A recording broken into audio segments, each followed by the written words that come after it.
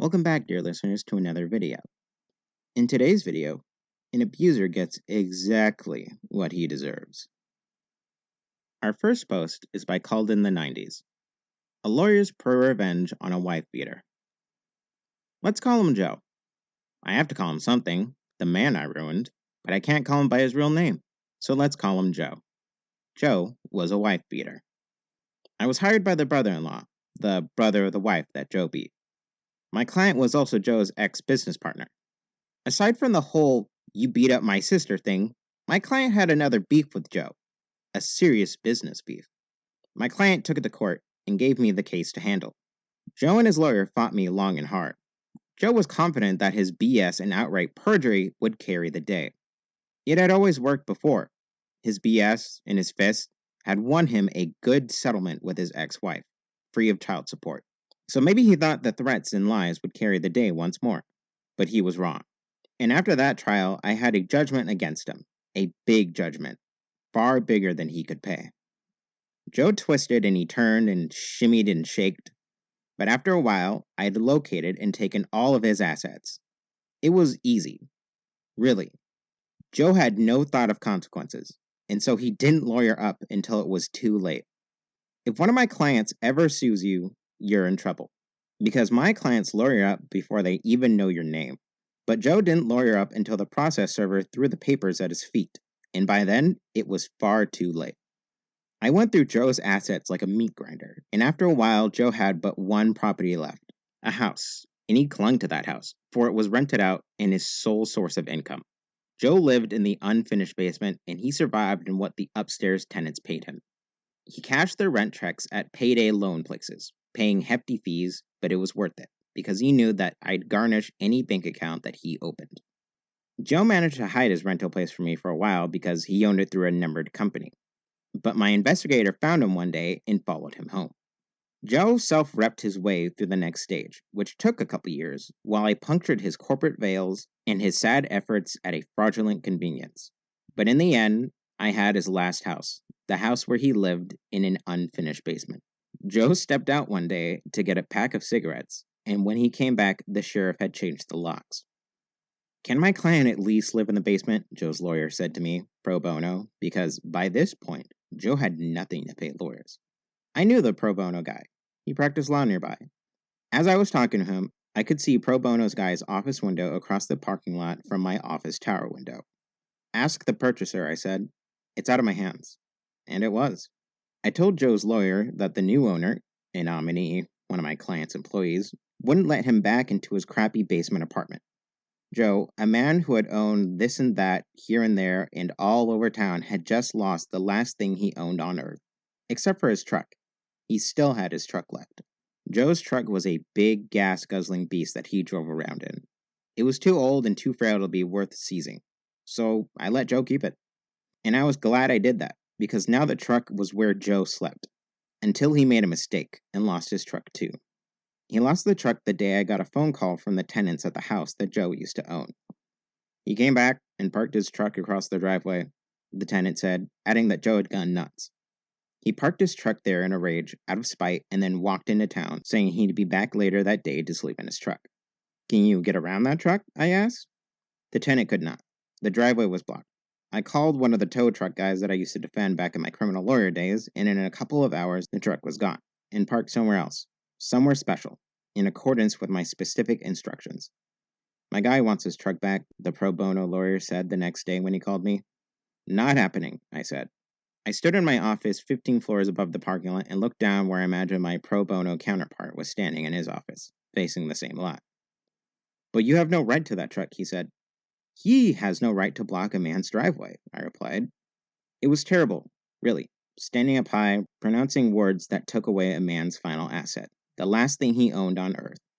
I imagine that this must be what God feels like, before he strips a man of everything and sends him to hell.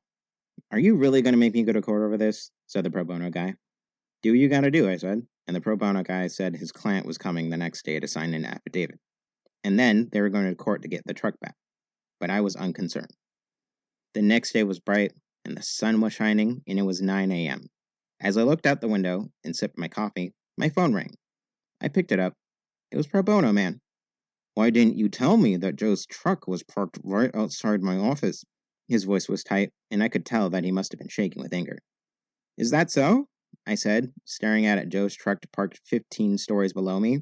"How careless of my bailiff to leave a truck where your client could easily take it back. I must really speak to him. Very funny. My client's going to sue." "Nope, he isn't. He's going to get in that truck and drive away right now." I told my tow guy to fill up the tank, and he gave it an oil change too. Gratis. "Tell your client to get in his truck and drive off. And if I ever see that truck again, I'll seize it to satisfy the rest of my client's judgment." Pro bono guy tried to argue, but I was firm. Then I put the phone down and picked up my coffee. A few minutes later, Joe walked out of his lawyer's office and over to his truck. As he walked, I saw that there was no longer a bounce in his step. The joy had finally gone out of him. Joe wasn't the first guy ruined, and he won't be the last, but he is the only one whose final ruin I witnessed from on high, from my office, and it was one of the most powerful experiences of my life, watching a man walk to his truck, knowing that I had stripped him of everything else he had, and that he owed his possession of his last asset, his truck, to my mercy. Joe drove away, his big, ancient truck spilling clouds of smoke from the exhaust. I was pretty sure I'd never hear from him again, and I never did. Our next post is by SpiffyDude98. When I was in my early 20s trying to make it in the world and just starting out, I reported to a senior sales team as a junior salesperson. Really, it was a support role, and I knew my place. Watch, stay quiet, learn, and help them. I reported to a lady who was mid-level and the senior guy who was head of sales. I was green, and while I was seeking mentorship and periodically asking for advice to improve how I was able to support them, they mistook it for incompetence. It was simple things like learning what format each of them preferred their daily reports in and tasks they had to do. I also had issue because the senior guy basically stole my first bonus at the 3rd month mark. It was a tiny amount to him, but a lot for young me. I didn't officially complain, but I asked him about how he was able to keep my bonus when it was obvious it tracked back to my efforts on the data. He didn't like that and didn't pay me. I was doing a good job. I'm fully aware of my skills. But with this explanation, it's just not working out. They fired me a few weeks later. I spent a couple of months getting a new job, which turned out to be an amazing smaller firm where I was appreciated, mentored correctly, and thrived. The new firm was very successful. For clarification, they brought me into a room, the two of them, and fired me. She was the one who said I was just not working out, and he said, "So we're letting you go." Even to my question as to why, since from the beginning I had been doing well. About 2 years later, after I'd become a vital but still junior part of the smaller company, my former firm closed up in the region and put everyone out of work. So I saw through the glass while walking to my boardroom one day that the senior guy who stole my bonus was being interviewed for a job at my current firm. My current superiors didn't see me walk by, but my old boss and I made eye contact. Now, in a small sales team at a small firm, it's important to have a nice working relationship and trust. It's also a lot of selfish salespeople who are there to make money and don't like being ripped off.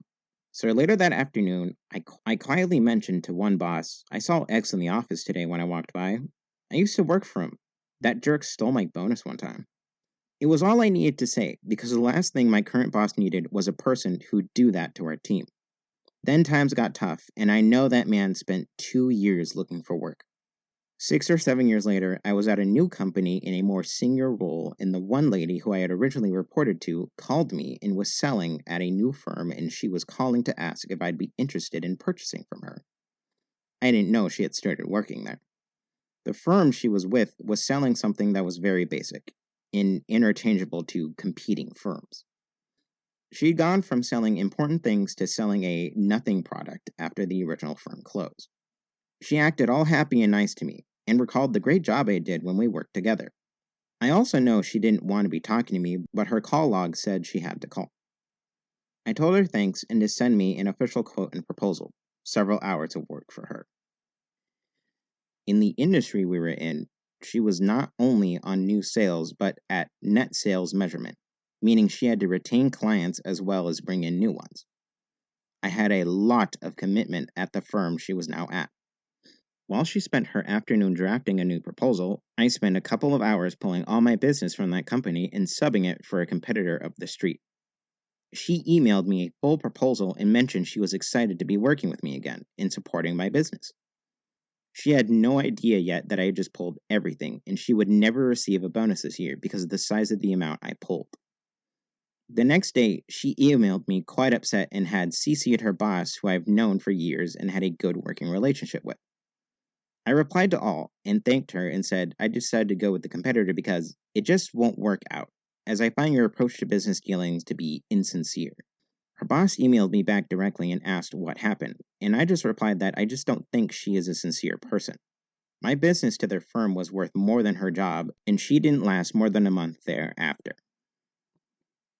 Next post is by NoCat2980. Boss tried to sleep with my fiance. This was several years ago. So my boss, an extremely type A personality, found out I was seeing a young lady at another one of our offices. It was a long distance relationship. He was the type who liked to control everything and mess with people for fun. He was also married to another employee, but he was very unfaithful. And he had a hobby, photography. He liked to take pics of himself and his conquest, in the act. Then he would show the pics around the production floor and brag about it. Well, on his next business trip to the office, he tried to get my girlfriend to sleep with him, but she spurned him. He made up some lies and got her fired. It took a long time, but I was patient. I knew he kept the photos in his office. He couldn't risk keeping them at home where his wife might stumble upon them. One Saturday I was working overtime and the cleaning lady came through. They unlocked his office. I came in acting like I was taking dimensions on some drawings. The lady just asked me to close the door when I was finished. She left and went down towards accounting, and that's when I went through his desk. Sure enough, in the back of one drawer, I found a stack of photos 4 inches tall. I took them all. Then I waited until he went on another trip. When he did, I went out for lunch. I had a dozen pics of him in the act with 4 different women, all showing his face. The women all had darker red hair, and his wife is a blonde. I drove to the town he lived in, to the closest post office to his house, and mailed the pics to his wife with no return address. She divorced him, and her lawyer took him to the cleaners. My girlfriend is now my wife, and we aren't mad anymore.